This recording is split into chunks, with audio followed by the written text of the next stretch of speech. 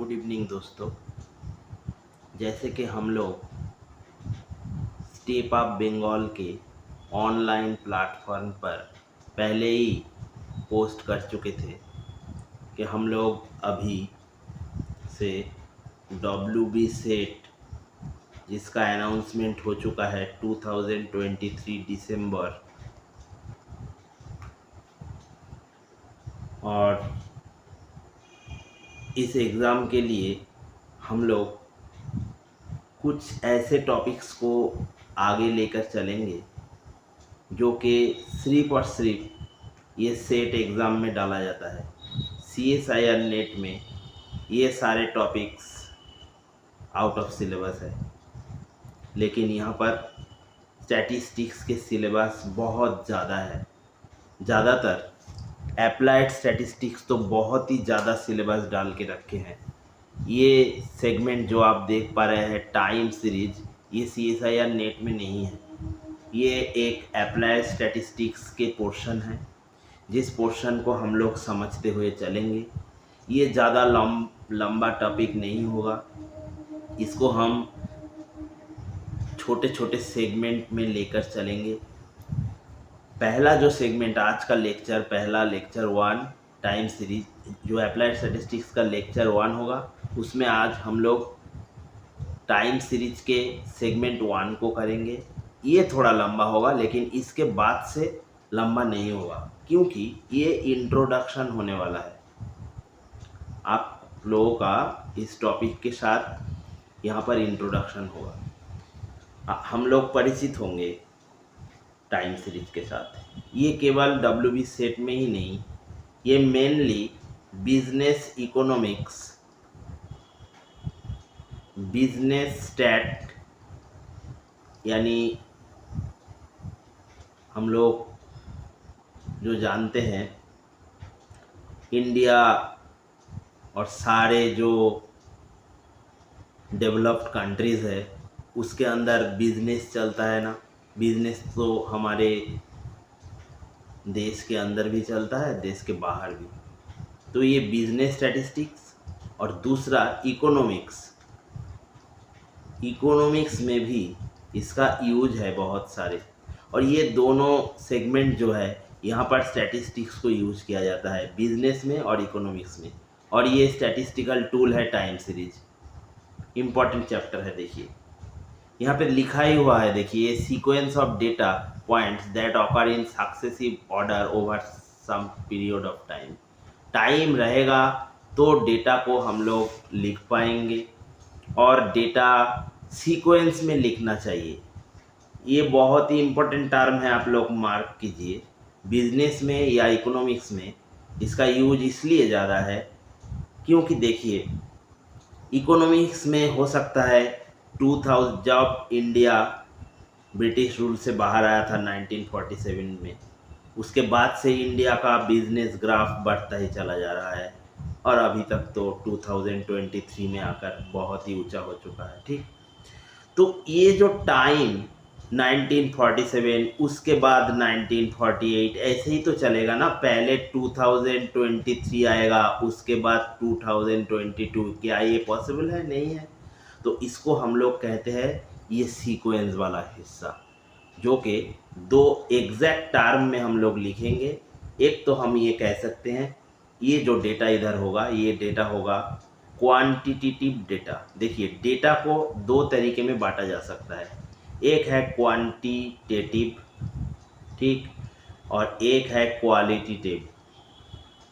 दोनों के ऊपर भी सवाल पूछे जाते हैं। क्वालिटेटिव अंतर क्या है? देखिए मान के चलिए 1947 में इंडिया, हम लोग जो कंट्री हम लोगों का इंडिया, इसके अंदर टोटल नेशनल इनकम जो था 1947 में, उस वहाँ से लेकर अभी बढ़ता चला गया, और 2023 में तो बहुत ऊंचा चला है ना टोटल नेशनल इनकम। तो ये टोटल नेशनल इनकम मान के चलिए टाइम के रेस्पेक्ट में चेंज होता जा रहा है, और ये एक क्वांटिटी है जिसको हम मेज़रमेंट कर सकते हैं। यानी हम कह सकते हैं टोटल इतना करोड़ एट्सेट्रा। क्लियर? लेकिन कुछ सारे डेटाज है देखिए जिसको हम ऐसे मेजरमेंट नहीं कर सकते। मान के चलिए एक लड़का और एक लड़की भी हो सकता है, किसी भी क्लास में एक बच्चा पढ़ता है, मान के चलिए 7th स्टैंडर्ड में वो पढ़ता है। तो ये 7th स्टैंडर्ड में जब वो पढ़ रहा है तब देखिए उस बच्चे का रिजल्ट जब आता है तब उनमें से किसी का, कुछ बच्चों का रिजल्ट वेरी गुड लिखा जाता है, कुछ किन्हीं लोगों का गुड लिखा जाता है, किन्हीं लोगों का एवरेज लिखा जाता है। ये सारे किसके ऊपर निर्भर करता है? देखिए तो ये सारे निर्भर करता है उनके नंबर स्कोर शीट जो होता है वहाँ से। तो जो स्कोर्स है वो स्कोर्स है एक क्वांटिटेटिव डेटा। लेकिन सोचिए ये जो वेरी गुड लिखा है और कुछ स्टूडेंट्स, अगर स्कोर शीट आपके पास नहीं होता और आपको नापना होता कि कौन सा बच्चा तेज़ दिमाग के है, कौन सा कम तेज़ दिमाग के है, तो क्या आप सीधा सीधा ये क्वांटिटी यूज़ कर सकते थे जो क्वांटिटी आपको स्कोर से मिला है? नहीं। तो ये सारे डेटा है क्वालिटेटिव, जो इंसान के क्वालिटी के बारे में सीधे तरीके में बताता है। मान के चलिए एक इंसान को ऑनेस्ट बोला गया है, कितना ऑनेस्ट, इसका कोई मैथमेटिकल डेटा इन जनरल नहीं होता, sorry quantitative data in general mathematically नहीं होता, ये क्वालिटी है। ठीक, तो ये क्वालिटेटिव और क्वांटिटेटिव दो तरीके के डेटा के अंदर टाइम सीरीज में हमेशा क्वांटिटेटिव डेटा के ऊपर काम किया जाता है और ये काम टाइम के रेस्पेक्ट में ही किया जाता है। तो मान के चलिए टोटल नेशनल इनकम आई, ये टाइम का एक फंक्शन बन गया। तो ये आई होगा एक रैंडम वेरिएबल जिसके बारे में हम लोग स्टैटिस्टिक्स के प्रीवियस लेक्चर्स में डिस्कस कर चुके थे, और ये होगा टाइम। यानी जब कभी कोई रैंडम वेरिएबल जो सारे वैल्यूज़ ले रहे हैं उसका हिसाब टाइम के रेस्पेक्ट में किया जाएगा, लेकिन क्रोनोलॉजिकल, ये टर्म पे ध्यान दीजिएगा, क्रोनोलॉजिकल यानी सक्सेसिव, यानी पहले 1947, उसके बाद 48, फिर 2023, 22, यहाँ से 23। ऐसा नहीं हो सकता 23 पहले आ गया 23 बाद में, इसको हम लोग कहते हैं क्रोनोलॉजिकल ऑर्डर। ये कभी भी पूछा जा सकता है। देखिए WB सेट में जो जिस तरीके के क्वेश्चंस आते हैं वो हमेशा बहुत ही बेसिक जगह से उठाया जाता है, इसलिए हर एक टर्म को इम्पोर्टेंस देते हुए हम लोगों को चलना है। ठीक, तो एक्चुअली स्टैटिस्टिकल डेटा को जब हम क्रोनोलॉजिकल ऑर्डर में टाइम के रेस्पेक्ट में एक जगह लेकर आते हैं तो वो सीरीज एनालिसिस होता है टाइम सीरीज। क्लियर? अब आ जाइए दूसरी इम्पोर्टेंट चीज़, क्यों ये इम्पोर्टेंट है ये चैप्टर। देखिए WB सेट 2018, इसमें ही 3 सवाल आ चुका था, 2 into 3 यानी 6 मार्क, बिल्कुल ईजी था। हम लोग धीरे धीरे एक एक को देखेंगे। 2020 और बहुत सारे सालों में भी आया हुआ है। उसके बाद हम लोग जाएंगे, जैसे कि 2023 में 2 सवाल आ चुका था, तो धीरे धीरे सारे सवाल को हम लोग करेंगे। लेकिन उससे पहले चले आइए यहाँ पर क्या है ये टाइम सीरीज जो हम लोग अभी डेफिनेशन देखे हैं, इसका कंपोनेंट कौन कौन सा है इसके बारे में हम लोग चर्चा कर लेते हैं। पहले कंपोनेंट्स ऑफ टाइम सीरीज, ये बहुत ही इम्पोर्टेंट होने वाला है। देख लीजिए क्या क्या कंपोनेंट इसके अंदर आएगा, क्योंकि यहाँ से भी सवाल आते रहते हैं। ठीक, तो देखिए इसका मेनली कंपोनेंट्स जो है 4 है। पहला होगा सेकुलर ट्रेंड,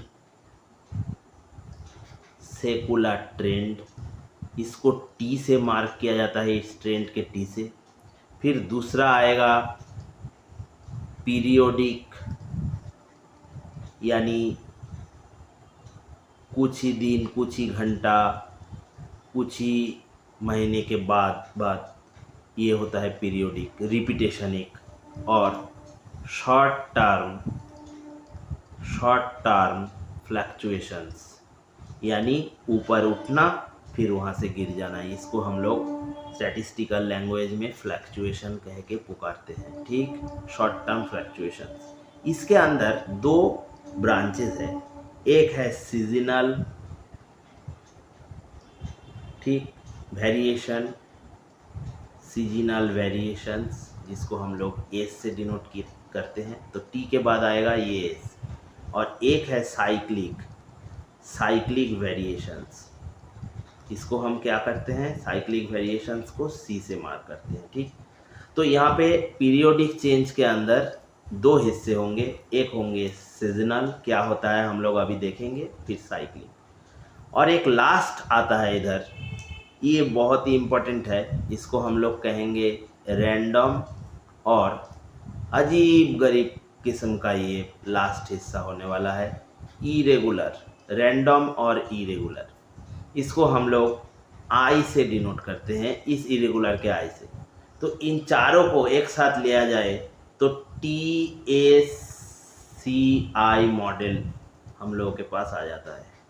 तो मान के चलिए आज से लेकर आगे तक जब भी हम लोग किसी सवाल को करने जाएंगे, हमेशा ध्यान में रखेंगे इस मॉडल को, TACI यानी ट्रेंड, उसके बाद सीजनल, उसके बाद साइक्लिकल, उसके बाद इरेगुलर। ये मॉडल बहुत ही इंपॉर्टेंट है, इसको मार्क कीजिए, क्योंकि काफ़ी सारे एग्जाम्स में तो ये TACI वाला ये चारों के चारों हिस्सा सीधा सीधा पूछा जाता है।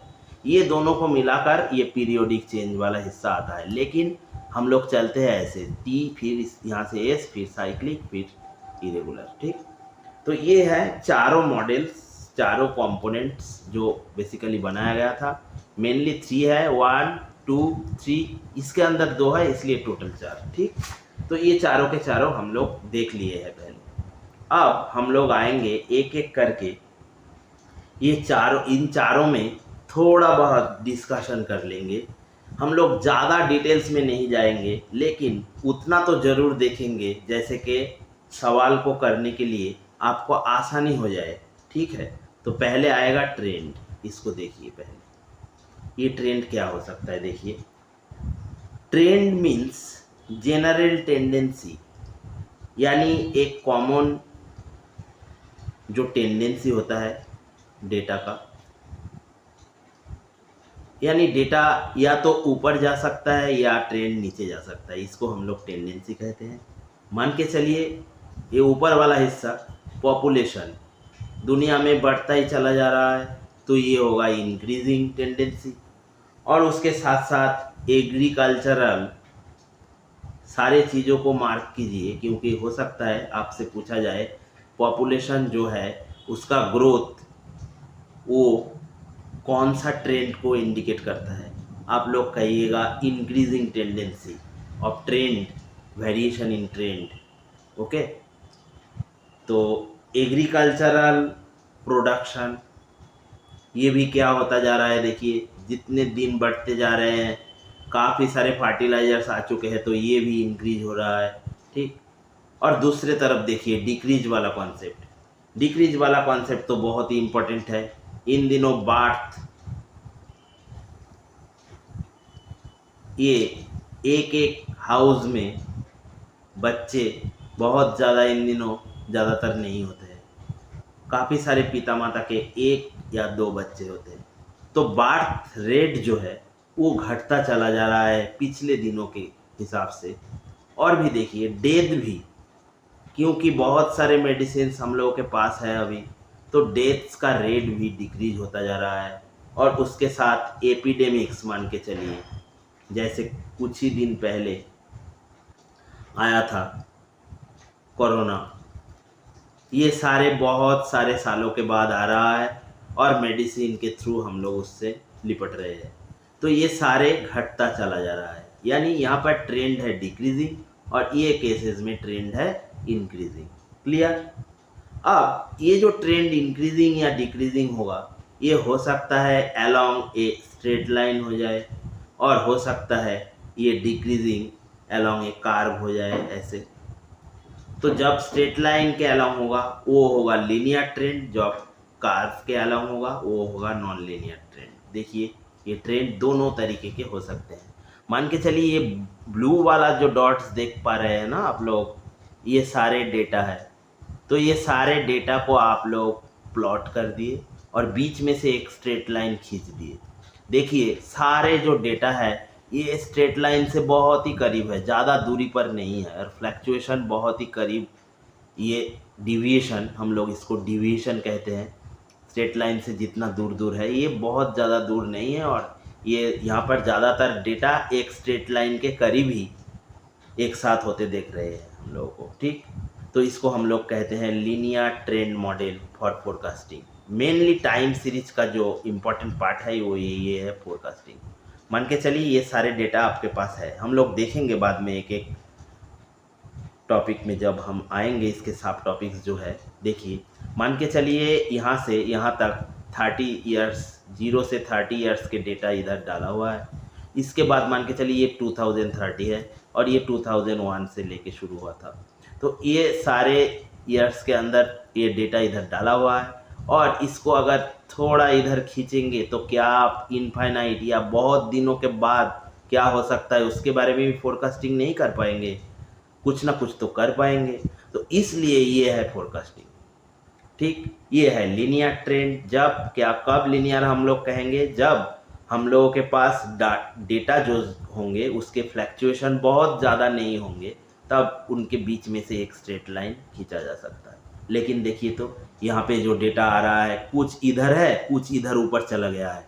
ये वाला डॉट को समझिए, ये नीचे है, ये देखिए कितने दूर है यहाँ से। तो इतना दूर अगर आ गया तो इधर लीनियर ट्रेंड नहीं हो पाएगा, इधर सीधा सीधा नॉन लीनियर या अलोंग कर्व दिखेगा, और इधर फोरकास्टिंग वाला नॉन लीनियर मॉडल हम लोगों के सामने आ जाएगा, ठीक। तो ये है एक्चुअली ट्रेंड एनालिसिस जो हम लोग कर लिए हैं। क्या था ट्रेंड का पहला हिस्सा ट्रेंड का था कैसे इंक्रीजिंग डिक्रीजिंग, और उसका एग्जाम्पल हम लोग देख लिए हैं। फिर उसके बाद आया था लीनियर और नॉन लीनियर मॉडल, इसको भी हम लोग देख लिए हैं। जैसे कोई बीमार होकर अस्पताल में भर्ती हो गया और उसका हार्ट का कंडीशन बहुत ही ख़राब होने लग गया, तो हार्ट का जो पल्स बीट है ऐसे ऊपर नीचे नीचे कभी आ जाता है, कभी बहुत ऊपर। तो डेटा सारे जो होते हैं बहुत फ्लक्चुएट करते हैं, तब इसके अंदर से एक एवरेज मान के चलिए ऐसा कुछ नॉन लीनियर लाइन खींचा जाता है, ठीक। तो ये है लीनियर और नॉन लीनियर मॉडल, इसको हम लोग समझ चुके हैं। अब आ जाते हैं दूसरे पॉइंट पर। ट्रेंड के बाद यहाँ पे ट्रेंड हो गया, अब ये एस में आएंगे। चलिए, अब हम लोग आएंगे सीजनल वेरिएशन। ये बहुत ही इम्पोर्टेंट पार्ट है। देखिए, सारे ही इम्पोर्टेंट है, सिंपल सवाल पूछे जाएंगे। सीजनल वेरिएशंस जो है ये क्या हो सकता है, देखिए थ्रू एग्जाम्पल्स हम लोग जाएंगे, ज़्यादा डिटेल्स थ्योरी नहीं करेंगे, लेकिन थोड़ा बहुत जानना ही होगा। ये डाला जाता है मान के चलिए आवरली, 1 घंटा बाद, या भी हो सकता है इन ए मंथ यानी मंथली किया जा सकता है, हाफ ईयरली किया जा सकता है। ऐसा कोई डेटा आपके पास मिलेगा। क्या कर रहे हैं आप, सारे डेटास को पढ़ रहे हैं, लेकिन 1 महीना बाद सारे डेटास को पढ़ रहे हैं, हाफ ईयरली यानी 6 महीना बाद, ठीक। तब होता है सीजनल। ये सीजन का मतलब ही तो है ऐसा कुछ मंथ्स, जैसे कि 2 मंथ्स, 1 से 2 मंथ्स मिलाकर हम लोगों के पास रेनी सीजन है ना इंडिया में, 2 मंथ्स। तो ये है सीजनल वेरिएशंस। इसका एग्जाम्पल देखिए, मान के चलिए अभी बारिश का मौसम यानी रेनी सीजन है, तब क्या होगा, increase in sale of umbrellas क्या नहीं होगा, छतरी लोग दुकान से क्या नहीं खरीदेंगे, तो इसका सेल इंक्रीज होगा। ये है एक seasonal variation. Number 2 important example पे आइए, फैन या एसी या सॉफ्ट ड्रिंक, ये कौन से सीजन में इंक्रीज होता है, समर में ना, ये होता है रेनी सीजन में। तो यहाँ पे जो सारे डेटा आप लोगों के पास चाहिए वो रेनी सीजन के ड्यूरिंग ही हम लोग लेंगे। यहाँ से डेटा लेंगे तो समर के ड्यूरिंग ही ज़्यादा लेंगे। फिर देखिए और एक इम्पॉर्टेंट चीज़, इधर एसी, फैन, सॉफ्ट ड्रिंक और आइसक्रीम भी डाल सकते हैं। ये सारे एग्जाम्पल्स काफ़ी सारे एग्ज़ाम में पूछे जा चुके हैं। कि ये जो ऐसे पूछेगा सामने वाला, ऐसा सवाल दे देगा, समर में आइसक्रीम खाना बढ़ जाता है, ये कौन सा वेरिएशंस के अंदर आएगा? सीधा सीधा आप लोगों को कहना होगा सीजनल वेरिएशंस। ठीक। और एक इम्पॉर्टेंट एग्जांपल है, देखिए, वुलन ऑयर्स। सॉल वगैरह हम लोग विंटर में यूज़ ज़्यादा नहीं करते क्या? तो ये वुलन ऑयर्स, इसका सेल कब बढ़ जाता है? इसका सेल बढ़ जाता है विंटर में। तो ये सारे सीजनल वेरिएशंस के एग्जांपल्स है। यानी सारे होगा या तो फिर एक महीने के बाद, या फिर कई महीनों के बाद, या फिर साल के बाद, एक साल के बाद। ठीक। अब आइए तीसरा इम्पोर्टेंट पॉइंट, साइक्लिक वेरिएशंस। ये क्या होगा? देखिए, ये पूरे बिजनेस से ओरिएंटेड है, बहुत ही इम्पॉर्टेंट है एग्ज़ाम पर्सपेक्टिव से, बिजनेस ओरिएंटेड है।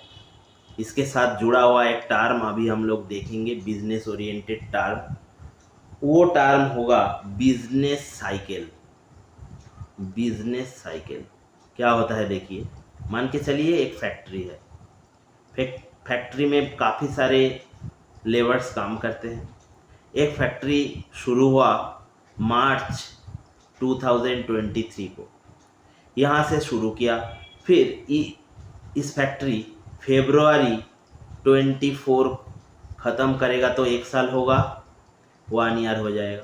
और 1 ईयर या उससे ज़्यादा गैप के बाद जब वो अपने पूरे बिजनेस को एनालिसिस करेगा, तब ये कहलाएगा साइक्लिक वेरिएशन। यानी यहाँ पर हमेशा डेटा का एनालिसिस 1 ईयर या उससे बाद, उसके बाद होता है। ऐसा नहीं होता है जैसे यहाँ आवर, मंथली, हाफ ईयरली, ये सब नहीं होगा।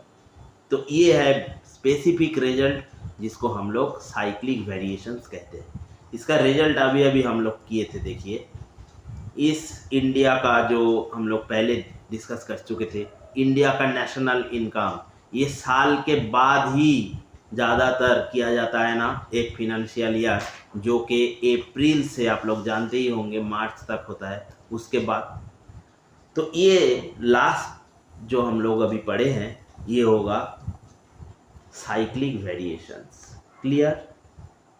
ये वेरिएशंस ऑसिलेटरी होगा। यानी ऑसिलेटरी का मतलब समझिएगा, यानी एक गैप के बाद, यहाँ से मान के चालू किए, यहाँ से जनवरी में, फिर इधर आया, फिर इधर आया, फिर 1 जनवरी दूसरे साल इधर आ गया, इसको हम लोग कहते हैं ऑसिलेटरी। तो ये ऑसिलेटरी मूवमेंट दिखाएगा और ये होगा साइक्लिक वेरिएशंस। ठीक। और टी हो चुका था, एस भी हो गया, सी भी हो गया, अब आइए ई, इरेगुलर यानी रैंडम, यानी कभी भी हो सकता है। क्या हो सकता है? फ्लड हो सकता है, अर्थक्वेक,